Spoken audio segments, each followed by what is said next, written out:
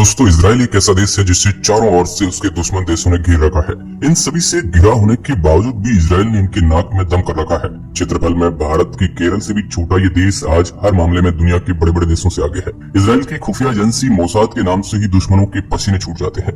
14 मई 1948 वो दिन था जब दुनिया भर में यहूदी लोगों ने आजादी का जश्न मनाया था। ये मौका दूसरे विश्व युद्ध की समाप्ति के 3 साल बाद आया था। पड़ोसी अरब देशों ने इजराइल की आजादी स्वीकार नहीं की थी और दूसरे ही दिन 5 देशों की सेनाओं ने नए बने देश पर हमला कर दिया था। आपके दिमाग में भी सवाल आ रहा होगा कि कैसे इजराइल यहूदी लोगों का देश बना। आज के इस वीडियो में हम इजराइल की पूरी हिस्ट्री जानने वाले हैं।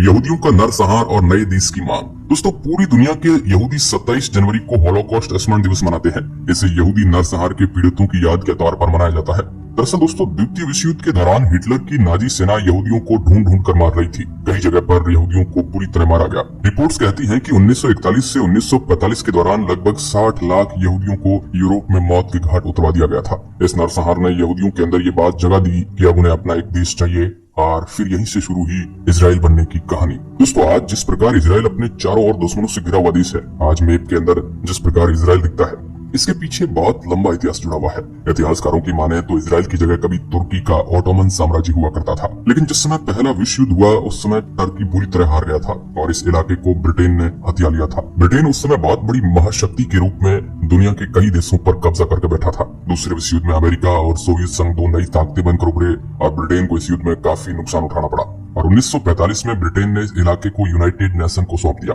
1947 में यूनाइटेड नेशन ने इस इलाके को 2 हिस्सों में बांट दिया, एक अरब राज्य और एक इजराइल। यरूशलेम शहर को अंतर्राष्ट्रीय सरकार के प्रबंधन के अंतर्गत रखा गया। अगले ही साल इजराइल ने अपनी आजादी का ऐलान कर दिया। कुछ इस प्रकार साल 1948 में इजराइल एक स्वतंत्र देश बन गया।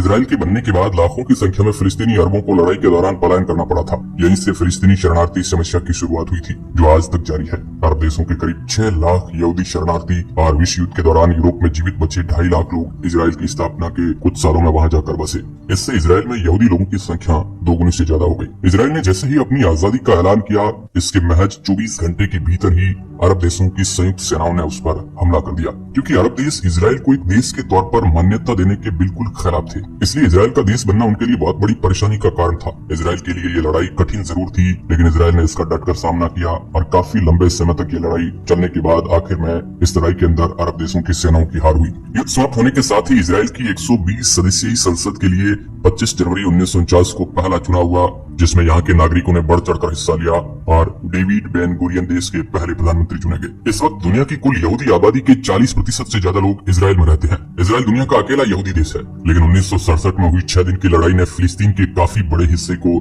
इजराइल ने अपने कब्जे में ले लिया था। 1967 में 6 दिन की जंग में इजराइल ने गाजा पट्टी, वेस्ट बैंक और पूर्वी यरूशलेम को अपने कब्जे में ले लिया था। दरअसल इस कहानी को थोड़ा आपको डिटेल में समझाते हैं। बात है साल 1967 के जून की चिलचिलाती गर्मी में, जहाँ धरती तप रही थी, वहीं दूसरी ओर इजराइल और अरब देशों के बीच की दुश्मनी भी उबाल मार रही थी। 5 जून की तारीख आते आते ये तनातनी इतनी बढ़ गई कि युद्ध शुरू हो गया। एक तरफ मिस्र, सीरिया और जॉर्डन के लड़ाके, तो वहीं दूसरी ओर अकेला इजराइल। लेकिन 6 दिनों तक चले इस युद्ध में इजराइल ने तीनों अरबों देशों को पानी पिला दिया। इसका नतीजा ये हुआ कि इजराइल ने सिनाई प्रायद्वीप, गाजा, पूर्वी यरूशलेम, पश्चिमी तट और गोलान पहाड़ी पर अपना कब्जा जमा लिया। बाद में संयुक्त राष्ट्र के हस्तक्षेप से युद्ध रुका गया, लेकिन इस युद्ध से फिलिस्तीन अपना बहुत बड़ा हिस्सा गंवा चुका था। तब से इन दोनों देशों के बीच लड़ाई जारी है। फिलिस्तीन की ये जंग है कि इजराइल कब्जा किए गए इलाकों को खाली कर दे। इसके लिए साल 1980 के दौर में हमास नामक चरमपंथी संगठन बना, जो गजापट्टी में रहकर इजराइल पर हमले करता रहता है और इनका लक्ष्य है इजराइल को जड़ से खत्म करना और अपनी जमीन को वापस लेना। और अभी इजराइल पर हमास ने अचानक रॉकेट से हमला कर दिया, जिसके जवाब में इजराइल ने गजापट्टी के अंदर हमास के कई ठिकानों को बर्बाद कर दिया और आज भी ये युद्ध जारी है। और ये युद्ध कहाँ जाकर रुकेगा, इसका किसी को अंदाजा नहीं है। कुछ लोग फिलिस्तीन को गलत बताते हैं तो कुछ लोग इजराइल को। गजापट्टी के अंदर इजराइल ने बहुत नुकसान किया है, हजारों लोगों की अब तक मौत हो चुकी है। युद्ध किसी के लिए सही नहीं है, चाहे इजराइल हो या फिलिस्तीन। अभी आप इस युद्ध को लेकर क्या सोचते हैं, कमेंट के माध्यम से जरूर बताएं। धन्यवाद।